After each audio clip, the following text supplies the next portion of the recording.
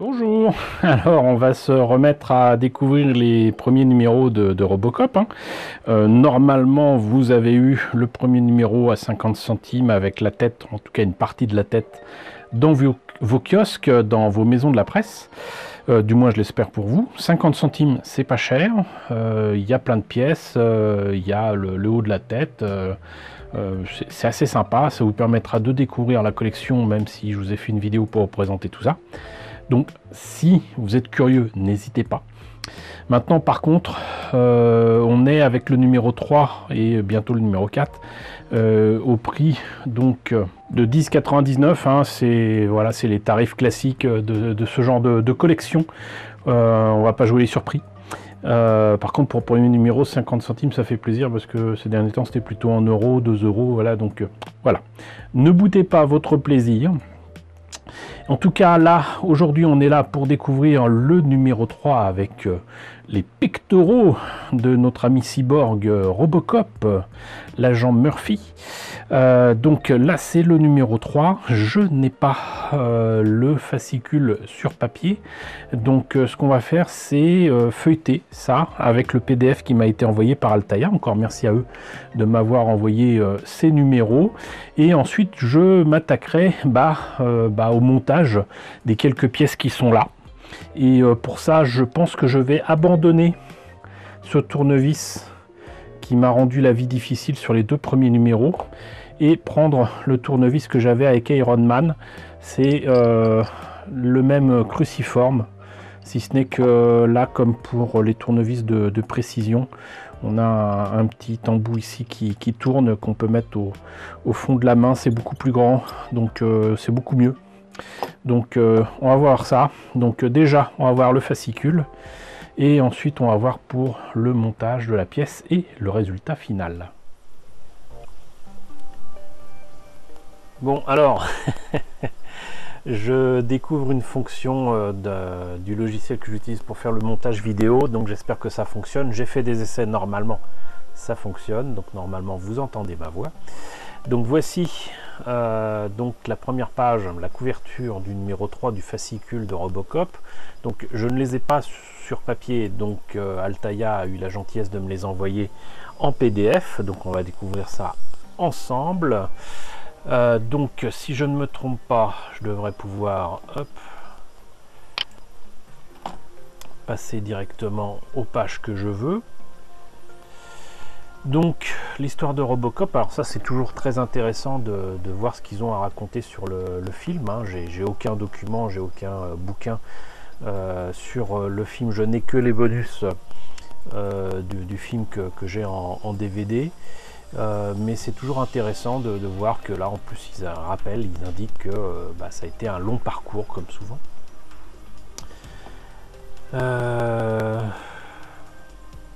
La symétrie de Robocop, c'est intéressant aussi parce que il y a beaucoup de costumes qui sont pas symétriques, et tant mieux. Quand c'est symétrique, c'est pas forcément très beau, et on notera notamment que sur les pectoraux, le buste de Robocop, les détails sont pas symétriques, donc c'est pas mal d'indiquer ce genre de choses. Hop. Donc on arrive au montage en fait des pièces qui vont former l'armure pectorale. Vous voyez qu'il n'y a pas beaucoup de pièces, hein.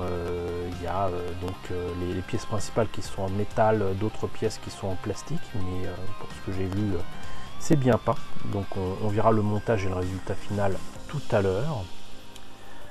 Donc voilà, rien de particulier à signaler ici. Donc le résultat final, c'est ce que vous voyez là, hein. Et sinon, donc ces sujets que je trouve un peu particuliers, parce que c'est bien de parler des robots, des automates, etc. Mais là, ça va peut-être un peu trop loin. Chevalier automate du 15e siècle, hein, pour ce que j'ai lu de ces fichiers PDF, c'est quand même assez étonnant, hein, parce qu'ils indiquent que le chevalier de Léonard est capable de bouger les bras, ok, soulever sa visière et brandir son épée. Bon. En outre, il peut s'asseoir, se lever, s'allonger, marcher et aussi bouger le cou et la mâchoire. Ces mouvements robotiques imitent ceux d'un être humain, ce qui représente une véritable prouesse pour l'époque. Bon. Ouais. Ouais. Mais bon, c'est un automate, c'est pas un robot, c'est pas un cyborg. À la limite, s'il y avait des sujets sur les prothèses, ça serait quand même beaucoup plus intéressant. Notamment les prothèses avec des servomoteurs, des trucs comme ça. Les écouteurs Babelfish, les traducteurs universels ne sont pas de la fiction. Alors ça, c'est quelque chose qui parlera à nos amis, nos cousins anglais. Babelfish est une référence au... comment ça s'appelle déjà, Hitchhiker Guide to the Galaxy, donc le guide du routard galactique. C'est pas le vrai nom parce qu'ils ont été obligés de changer le titre pour éviter d'avoir des problèmes de droit, mais c'est donc effectivement un poisson qui a dans cet univers là qui permet à tous les êtres de tout l'univers entre guillemets de se comprendre. Voilà, et puis on voit donc un poste donc de police qui est donc la forme que prend le TARDIS dans Doctor Who. Donc forcément ça ne peut que leur parler. Mais pourquoi parle-t-il de ça? Je n'ai pas souvenir que Robocop utilise finalement un logiciel où comprenne toutes les langues. Ça me semble avoir aucun rapport avec Robocop, traitement automatique des langues. Donc voilà, on en a terminé avec ce numéro 3 de Robocop. On va passer au montage donc des pectoraux.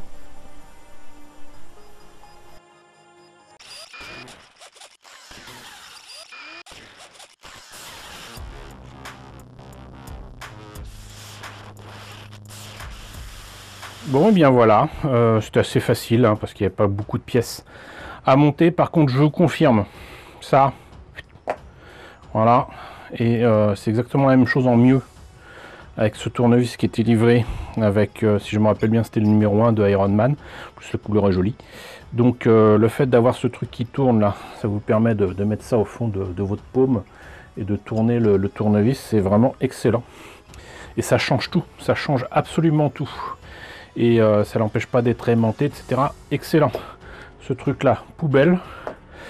Et je garde donc évidemment ce tournevis là qui de toute façon je l'avais vu était de qualité. Pour revenir sur les pièces, donc là vous avez ce machin qui ressemble comment dirais-je, à un accès au réservoir d'une voiture. Et là aussi pareil, il y a une espèce de petite grille.